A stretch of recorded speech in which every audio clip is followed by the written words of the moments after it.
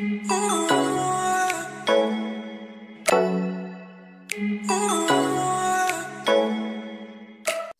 دوستانو، ښه راغلاست. جاوید خان یم. امید دی چې ټول به روغ و جوړ یې.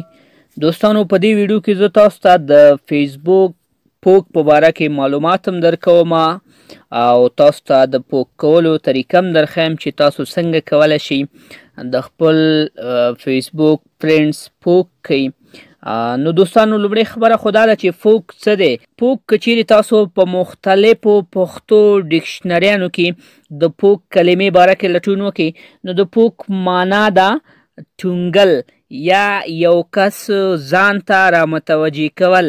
تاسو سره په فیسبوک کې چې څومره فرینډس وي او هغه فرینډس د څه وخت لپاره تاسو توجه نه وي، تاسو پوسټ کوئ، تاسو ویډیوګانې اپلوډوئ، فیسبوک ته مختلف قسمه پوسټونه کوئ، ولې ملګری تاسو ته نه لایک درکوي؟ دا چې هغه فیسبوک نه کار اخلي، فیسبوک کې فعاله دی خو تاسو ته یا هیڅ پام نه دی، نو توجه یې درته نشته. نو دې لپاره دوستانو چې هغه کس ځان لپاره متوجه کړي چې هغه تاسو ته فعالیت شروع کړي یا بیرته تاسو سره رافعاله شي او ستاسو پوسټونو ته لایکونه ورکړي یا کمنټونه ورکړي. نو تاسو که چیرته غواړئ چې یو کس یو ډول متوجه کړي نو د همدې هدف لپاره موږ تاسو د فیسبوک پوک نه کار اخلو. نو ویډیو دوستانو نه اوږدوم، مخامخ وګورئ. تاسو سره فیسبوک اپلیکیشن په سکرین باندې دی، تاسو هم خپل فیسبوک ته به لاړ شئ او زه به راشم په دې خپل فیسبوک کې به تاسو طریقه وښیم. نو وګورئ دوستانو ما دې نه فیسبوک را خلاص کړې او اوس موږ که چیرته څوک وغواړو چې پوک یې کړو، څنګه هغه کولی شو چې پوک کړو؟ د ښي طرف ته پاسه هغه 3 هورزنټل لاینونه چې دي هغه لاین باندې به تاسو دې باندې به داسې کلیک وکړئ او د دې نه وروسته به تاسو راشئ سیټینګ ان پرایوسي ته او بیا دلته وګورئ هیلپ ان سپورټ. تاسو به دوستانو هیلپ ان سپورټ ته راشئ. داسې هیلپ ان سپورټ کې به دوستانو دلته کې وګورئ هیلپ سنټر ته به تاسو لاړ شئ.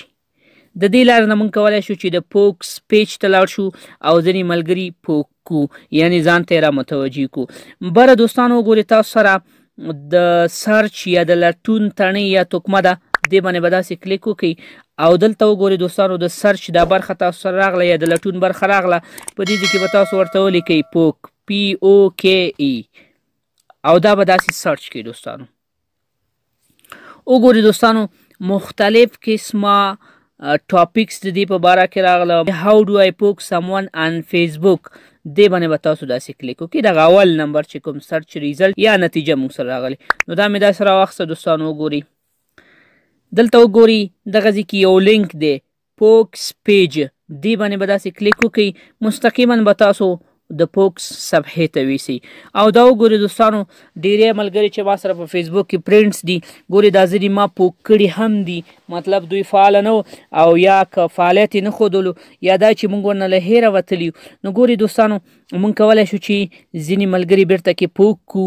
او موږ ته توجه راکړي. نو زه به راشم دوستانو دلته وګورئ او زه به څو دانې داسې پوک کړم، تاسو به طریقه زده کړئ.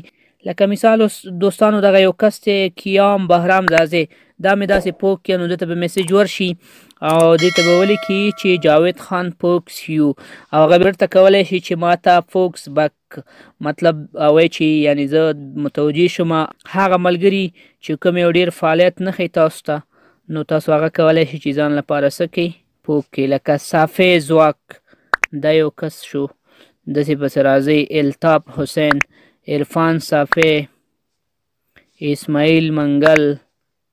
نو تاسو په دې طریقه باندې دوستانو کولی شئ. ګورئ دا څو دانې به زه داسې پوک کړم. نو دغه طریقه باندې دوستانو تاسو کولی شئ چې یو کس پوک کړئ، هغه ته به میسیج ورشي او هغه کس به دې نه وروسته تاسو ته فیسبوک کې توجه لري. نو امید ده دوستانو چې ویډیو به مو خوښه شوې وي. د داسې نورو ښایسته ویډیوګانو لپاره زموږ دا ویډیو ځان سره لایک کړئ، شیر کړئ او که چینل ته نوي یاستئ چینل ځان سره سبسکرایب کړئ. ښه وخت، د الله پامان.